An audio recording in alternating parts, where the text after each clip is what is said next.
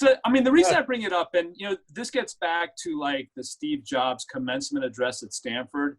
You have to find what you love to do, whether it's stocks or sports or anything else, because if you do, the work is really a gift.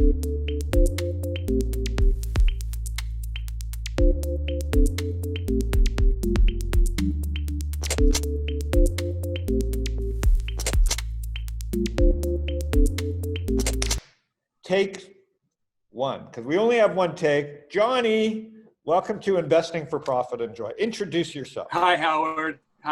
It's a pleasure to be here. My name is John Kosner. I've been friends with Howard for the last couple of years, and I'm a veteran of sports media, having worked at CBS Sports, the National Basketball Association, Sports Illustrated, and for over 20 years, I was at ESPN, where I was in charge of digital media. So that's ESPN.com, the app, streaming, fantasy sports, the direct-to-consumer product that is now ESPN Plus.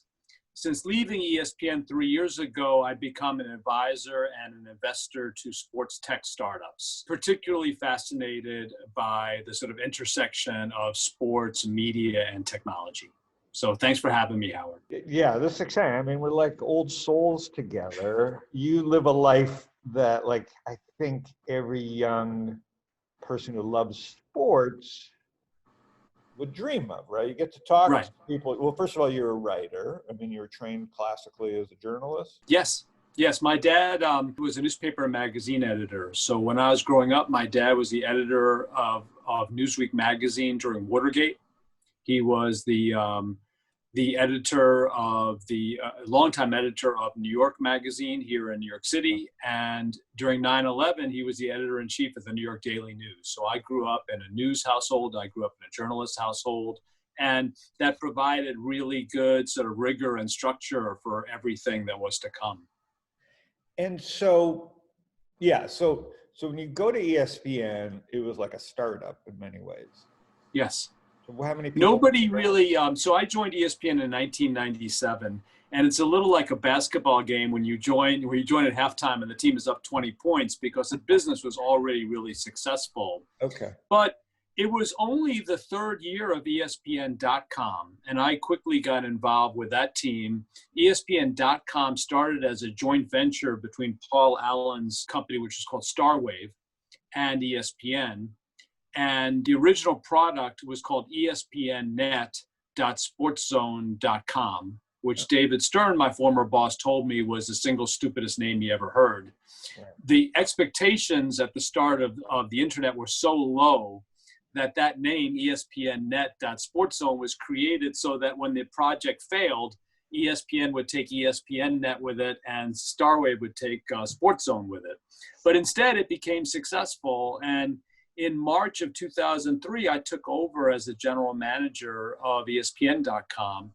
And what was super fun about the job was ESPN was a television company, and most of the management, a lot of people just didn't care about what we were doing, never thought it would become big. So we had a lot of room to run. And that's the most fun thing if you're ever in any corporation, is to really have that space to be like a startup, to be like an entrepreneur. It can happen. You hear nothing about, they cripple your will to survive, live. And so there are stories like this. I'm actually one of those people who enjoys the challenge, or I did enjoy the challenge of being in big companies and trying to figure it out.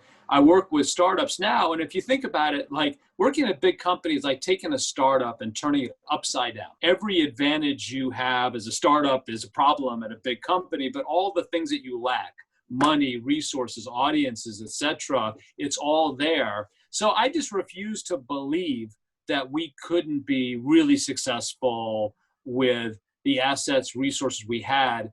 The other thing that was unique about the Starwave group was they had engineers who liked sports.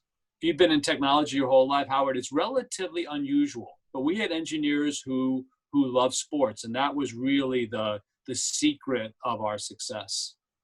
Yeah, and stocks and sports are much alike. I found that you gotta love the market. Like the whole company at StockTwits, back in Wall Street when I started, I had to make, the joke of Wall Street was, I'm going to teach people who don't know anything about stocks that. And that worked because it was only 8 months, and luckily we got acquired. But like with StockTwits, I think what think we've learned over time is that, like, why try and convert somebody? This is a passion game.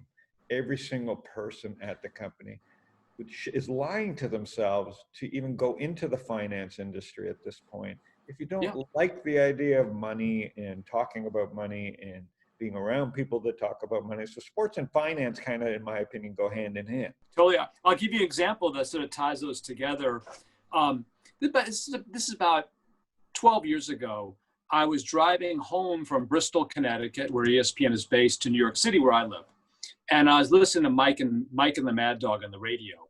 And they were speculating about whether or not the Knicks could trade Stephon Marbury to the Timberwolves for Kevin Garnett. And they're fussing around trying to figure out the different salaries and the vagaries of the NBA salary cap. So I'm listening to this, and we have all that information. So I called up to Bristol, and I connected with one of our young engineers. His name is Sachin Gupta, and he was a young MIT grad. And I said, Sachin, can you create an application? I don't know. That's what we would call it today. I'm not sure that's what I called it in those days. Can you create an application that could answer Mike and the Mad Dog's question?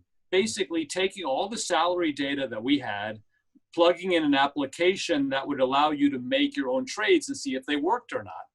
And Sachin created the NBA trade machine, which quickly became one of the crazy successful things that we did. It allowed anybody to create any NBA trade.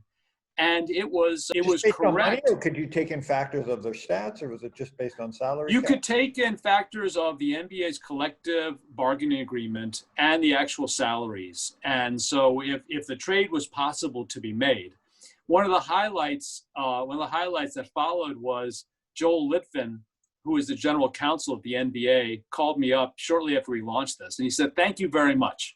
He said, Joe Dumars, who was then the president of the Detroit Pistons, called him up to ask him why Joel had rejected a trade that ESPN said he could do. So I mean, the reason I bring it up, and this gets back to like the Steve Jobs commencement address at Stanford, you have to find what you love to do, whether it's stocks or sports or anything else, because if you do, the work is really a gift. And the really great things that we did, some of them are almost accidental, or in the case of the NBA trade machine, that's how they sort of, again, if they didn't happen by accident, they happened by whim.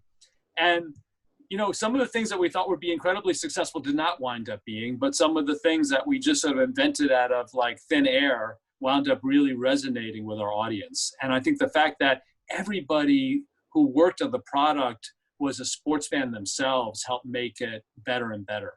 Yeah, no, that's good feedback. I mean, so taking everything that you've learned, because we're both nearing 100 years of age at this point, and it's just, thank God, it's just headshots at this point. Taking everything we've learned, you've parlayed this knowledge, because the ESPN stuff comes to an abrupt end, like the world moves on. Right. You go partner with, in a way, David Stern, and then David, unfortunately, passes away this year. So through all that, and then David had this passion, I guess, with you for startups along. So how did that all come about? So how did that all, take the story, take us through that? So earlier in my career, I ran broadcasting at the NBA, and pro basketball is my favorite sport. Howard lives in Phoenix, which is actually my favorite team for some crazy reason.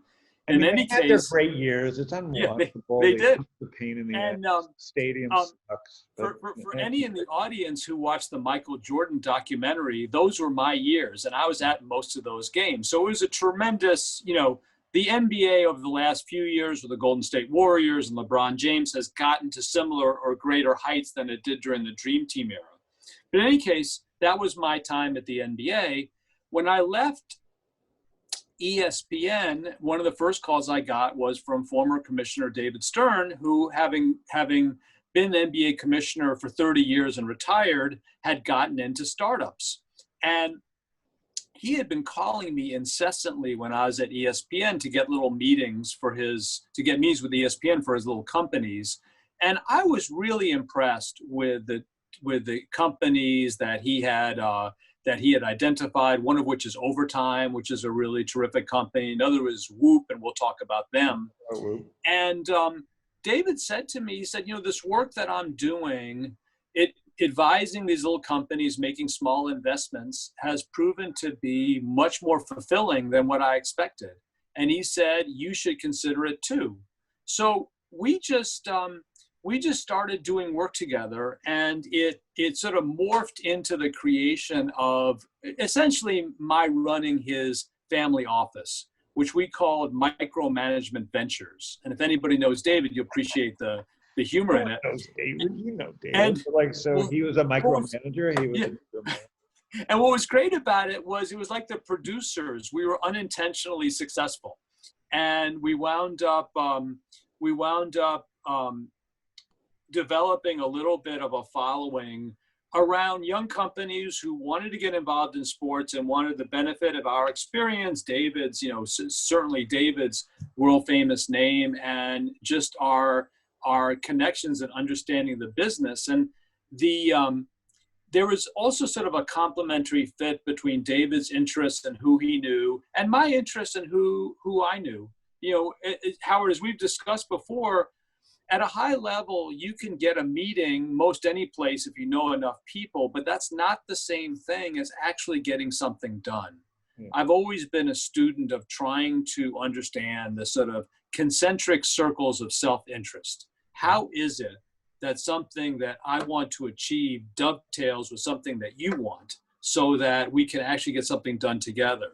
So I have found this work of identifying and working with these little companies to be really rewarding. As you said, David had a cerebral hemorrhage in December, and he passed away on New Year's Day. You knew what kind of year it was going to be when you heard that news.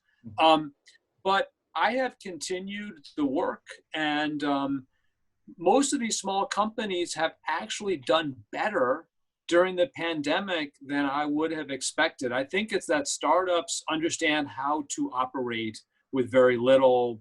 The maniacal quality of a successful startup CEO winds up being good for this period of time. Also, with cloud computing, with AI, it's a perfect time now to reimagine many of the aspects that we think about for sports, whether it's video highlights, whether it's data about the players, whether it's injury prevention, betting. All of these things are really coming to the fore. And I feel like I can serve a role in understanding what traditional established companies want and need and how they operate, and what these new companies have to offer and what it is that they want. And we talked about this, you've mentioned on your podcast, the virus has only accelerated trends that we already saw coming. Yeah, it's really fascinating. And so the company that's kind of a breakout company, and you can tell us how it came to be because you were early, is Whoop. You're wearing one right now, right? Yes, I am. So take it off. Tell us what makes it so unique for you. What did you like about it? What were you and David? What was it that? And congrats on $1 billion. You got a unicorn there today. Yeah. And so one of the first calls. Not an overnight success. Not an overnight. No, it's not an overnight success. One of the first calls that David and I had in September of 2018 was with Will Ahmed, who was just 28 years old at that time, the founder, CEO of Whoop. Started Whoop in his dorm room at Harvard, and Whoop is a wearable. It's a strap. There's no data or clock, watch or anything on it, and it syncs up to an app. And it really achieved its first set of notices around being able to sort of measure and understand the quality of your sleep. There's a whole study within sports about rest and recovery and how that intersects with performance. And they began to add more and more metrics to their device and became at the forefront of sort of 24/7 biometrics and the quantified athlete. And David was an early investor, and we did a lot of work with them. About a year ago, I got invited to do a panel for a VC group in Boston. And so I called up Will, who's based in, their office, they're on Boylston Street. And I said, would you come and do this panel with me? And so we did it together, and we had dinner that night. So I asked Will, I said, what's your dream for this company? And he said, I really want to get Whoop data onto sports telecasts.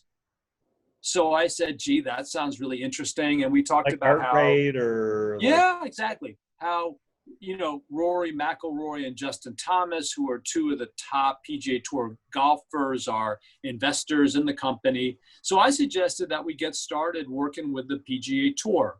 We set up a meeting and we went down to see the tour. This is right before the virus shut everything down. Had a really good meeting. The folks at the tour, very versant with Whoop and big fans. Mm-hmm. And the discussions continued. The tour was one of the first entities to come out of the sport hiatus and begin playing again, albeit with no crowds. So first tournament back, one of the pros, Nick Watney, who uses Whoop, was not feeling well. And he goes and gets tested. He's negative. He looks at his Whoop application and notices that his respiratory rate, which is normally 14, is 18. And he can't explain why.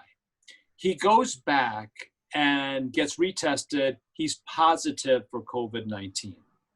Within 36 hours, so Nick then calls Rory McIlroy. Rory McIlroy calls Jay Monahan, who's the commissioner of the PGA Tour. Within 36 hours, everybody on the tour, the golfers, the caddies, everybody is wearing a Whoop. Mm.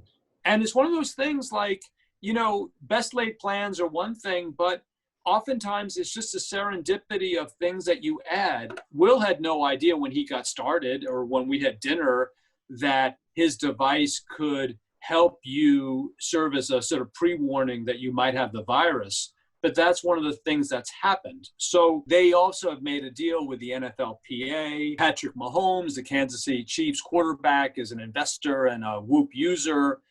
And just this morning, they announced that they were raising $100 million. I think it's IVP out of Silicon Valley is the lead at a breathtaking valuation of $1.2 billion. I think 5x what the last one was.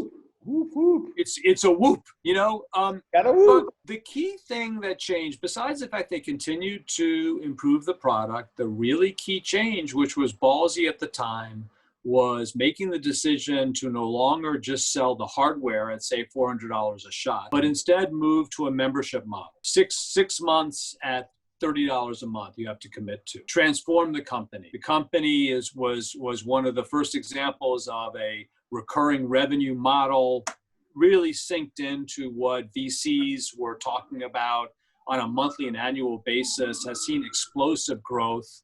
And I think they're part of a bunch of big trends: quantified athlete, quantified type A executive. Also for big companies and insurance companies, all of whom concerned about medical costs, it represents the kind of device that if you strap it on an individual, he or she may take better care of themselves and thus stay in better health and lower their premiums.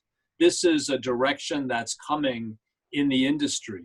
So massive shift, young entrepreneur. He just turned 31 and, he's been doing it 8 years. They had their near-death moments like a lot of startups, but they're flying now. And it's just a great story. And we'll see more of it. Stories are fascinating because they take a while. Anytime I see a good Netflix show, I wonder if when it's so good. I was watching The Queen's Dilemma or something, the chess. Yeah. That has to be a true story. No, it's just a great storyteller based on a book. And yeah. Stories, they're hard to make up. And my wife and I are watching Breaking Bad now. Believe it or not, we didn't watch it the first time through. And Breaking Bad is so unbelievably good. I'm sure it's based on, I'll read up about it after I watch the show. But to your point, it's such an unbelievably great story. It's crazy. So let's talk about little bit about public markets, not that you got predictions, but for my audience is, sports has historically been it's just not a huge sector, right? You can't own the NBA. Right. Owning a sports team isn't that cool. We've got billionaires that own sports teams. A lot of bad stories. Is there a public universe of like Disney is ESPN, so it's like a conglomerate? Are there public, other than like Barstool now or a DraftKings? Are those the first? Like, what are pure public? Is there a list that you have of public stocks that you just look at every morning and go, oh, that's how the sports world is thinking? It's a great question. And the answer is, it appears to be in transition. And the reason is SPACs. Okay. So DraftKings thrust on the scene as a SPAC, also combining with SB Tech. There's a SPAC for Genius Sports, which is a sports data company. I'm an advisor to a terrific sports data company called Sport Radar.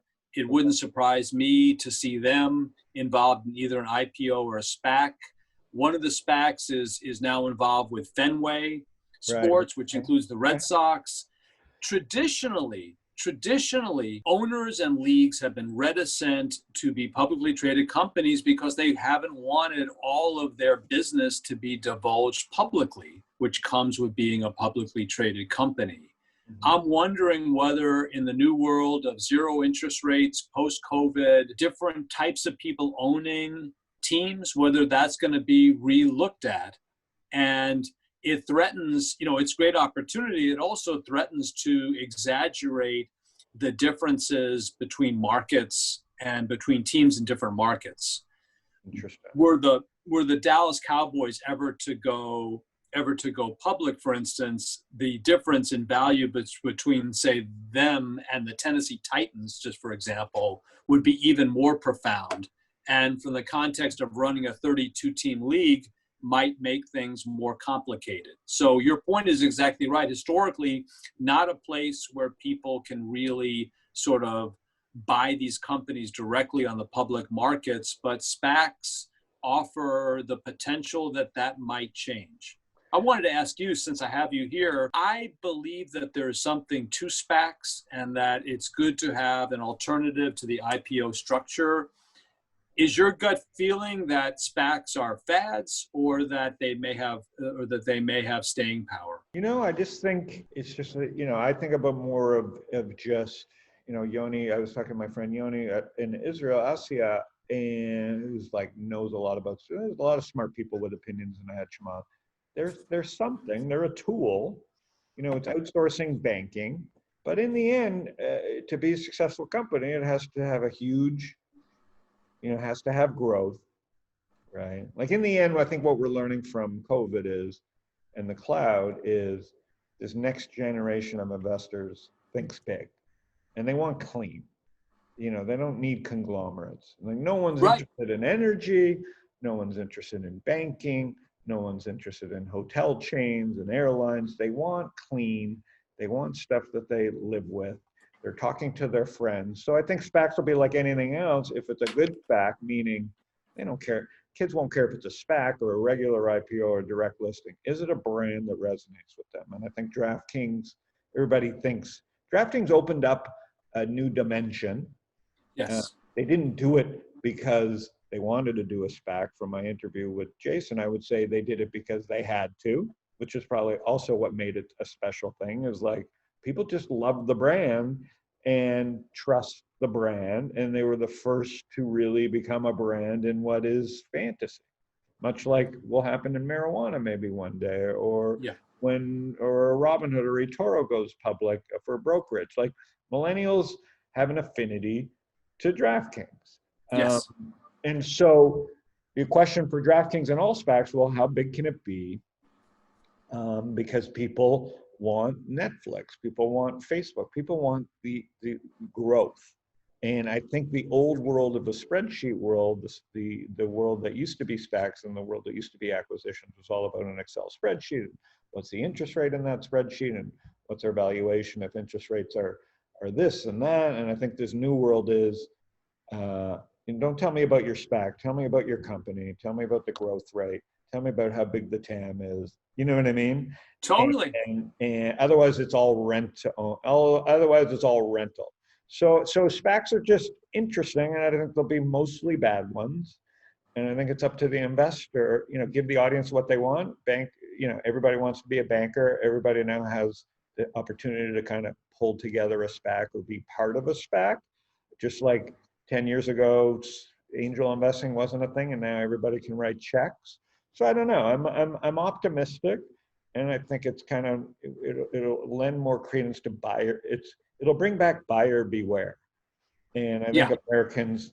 It's kind of like ceteris paribus, all other things being equal. I think investors should start getting themselves familiar with the idea of buyer beware as, in a zero interest rate world. Everything that you think you knew is not what you think you knew. So on that note, fantasy sport, is gambling.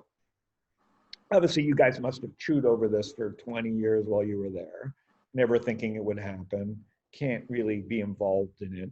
So now it's here, and I don't gamble because I don't know, it doesn't do anything for me, and I don't want to be stressed. But I understand why people do it for $5 or $10. Doesn't do anything for me, so I don't do it.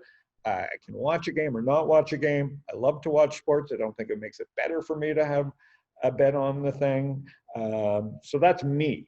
But so where is your head around how big this industry is? Is it the beginning? Is it as exciting as people think DraftKings and FanDuel are?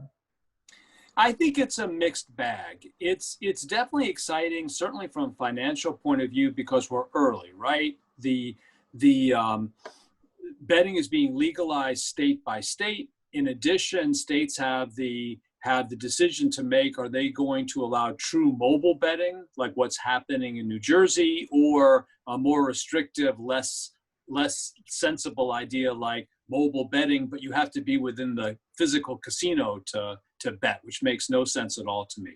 When I talked before about trends being sort of pulled forward by COVID-19, I think the states need the money. So that's going to accelerate legalize sports betting, make that faster. Is going to get more of them to think about true mobile betting, despite the different constituents they have, because they can make more money. Companies like DraftKings and others, I think, are on this crest, at least for the next few years, where there's going to be growth. It's almost like at ESPN, every time a new iPhone came out, our numbers would automatically go up. Everything would go up. More people got the iPhone. The iPhones were better. You use them more. It was like a built-in thing. And that same dynamic is going to happen with betting. I say that it's a mixed bag because I feel like the industry is not taking proper concern to the downside that is going to come in success, the temptations for young athletes, the risk that a young bettor might get over his head or her head betting, and then the stories that will come out around that. What I'm most excited about is the sort of creation of easy to play casual betting, that it might be the kind of thing like our children would have $5 to $10 on some easy to understand parlays or some sort of propositions for that evening's games, and it would be a reason to watch. This is as opposed to the sharps who are who are running their models and doing the different things. I mentioned Sport Radar before. Sport Radar is an example of combination of data and cloud. So with all of the betting transactions that they are processing, they also provide integrity services to leagues, where basically they could say to Adam Silver, there's something unusual about the betting pattern on the Charlotte-Orlando game. That's one of the factors that comes out with data. The fact is, though, some of the breathless hype around data doesn't make sense when you consider the fact that people have been betting for a long time. They've just been betting illegally or offshore. In addition, what's really necessary for sports to thrive and to have a sort of second, like a sort of rebirth post-COVID, is that sort of renewal of community interest in your team, and to be able to, the biggest factor in poor sports ratings so far this year, which has been written about, to me, is the loss of fans. Mm-hmm. You know, that you don't have fans at the games, that you don't have fans at sports bars talking about the games, you don't have the games in market. All of these things have taken away from the experience, not only of watching sports, but of thinking about sports. And in certain ways, betting, like fantasy, it doesn't champion the very best interest in sports. That is, like, I'm rooting for my team against your team and you and I. It doesn't matter what our politics are. It doesn't matter where we came from. Like, we can all come together because we're following our team. So I think it's a fait accompli that it's going to grow. There will be winners and losers.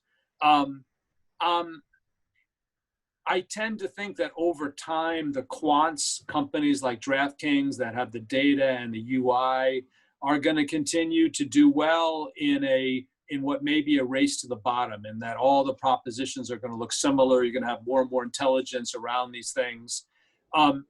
Real-time in-game betting is coming, but it's going to take another few years, and they're really going to have to make some big fixes on the latency side. Mm-hmm. If you and I, if you and I got together and we're watching a game, the likelihood is your feed is like 30 seconds behind mine or 2 minutes ahead or whatever. That's all got to get fixed.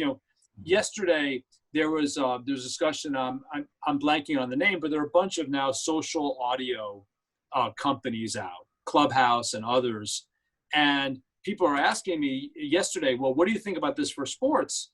And what I think about it for sports is, unless or until the latency gets solved, the experience of talking about something when you already know who won, and I may not yet, is not as compelling. That has to be fixed. Wow. Okay. Well, that's interesting. And for people who want to reach you, like, what kind of stuff really interests you as a firm right now? I'm really interested in metadata businesses. So, like, for instance, WSC Sports, one of our top companies, Israeli-based companies, has sort of revolutionized sports video highlights. Okay. Whereas sports video highlights was a product that was basically cut manually using certain software. WSC uses computer vision, so their machine basically analyzes a piece of video. It knows who Kevin Durant is, it knows who LeBron James is. Within a minute, it can spit out a customized highlight package of the best plays of these guys using signals like crowd noise, time of game, score of the game. It can cut highlights in landscape and portraits simultaneously. So it can then send the same clip to Google to put it in the one box, or to Instagram to be part of the Instagram story. Magical company that is ushering in an era of sort of personalized sports video highlights. But in addition, what's fascinating to me, similar to Whoop, is the underlying intelligence that they're building with every highlight package they cut. They know who's watching what. They know who's watching what in different parts of the world. They know what time of day people are watching clips. They know the duration that people are watching clips. All of that intelligence over time enables you to better serve your audience, create better products. And there are lots of little companies who are doing that. And that to me is the most interesting. Google on a high level is the best example of that, right? We all use Google search, it gets better. They plow more money into it, it gets better. So we use it more. It's the place that you go. On a smaller level, lots of different companies are doing that. What Whoop understands about athletes today is profound compared to what they understood 2 years ago. It will be even more so 3 years from now. So the companies that have that commitment to brilliant personnel and a brilliant machine committed to using and learning, that's what sort of fascinates me. Well, you nailed it. I appreciate 35 minutes. I think we'll cut it there. I think for people that want to reach you, luckily you're smart enough to have that at your background. Yeah. I've emailed you twice during this thing. So it's fun to be able to talk. I mean, it's kind of a golden moment for, as bad as COVID is for sports, it's also kind of like a reminder how important sports is, and maybe people will appreciate a little bit better, in the years to come. I don't know. Like, what's your? I'm bullish on sports because it's so unique and it has that quality of excitement and urgency, and it brings people together. I do think as an industry, we're going to have to work a lot harder because audiences that grew up with the iPhones, you in your excellent newsletter, you've highlighted the work of Tiffany Zhang, who's a Gen Z researcher. Yeah, And I hit her up. I'm going to have her on the show. So, but if you look at her research, and there's others that's being done, you can't take it for granted that fans 25 and younger are going to watch sports the same way, or that they're going to spend money against sports. So I think it's all possible, but there's a lot more work that needs to be done. But the inherent joy and power and live urgency of sports is so unique. It's men and women, boys and girls, and so I'm bullish on it. And as we said when we started the discussion, there's just no substitute to having the chance to work on something you love, because then it just doesn't seem like work. So I appreciate the time and your company. All right, my man. We'll talk soon. Okay. Talk soon. Talk to you, buddy. Thanks. Take care. Cheers.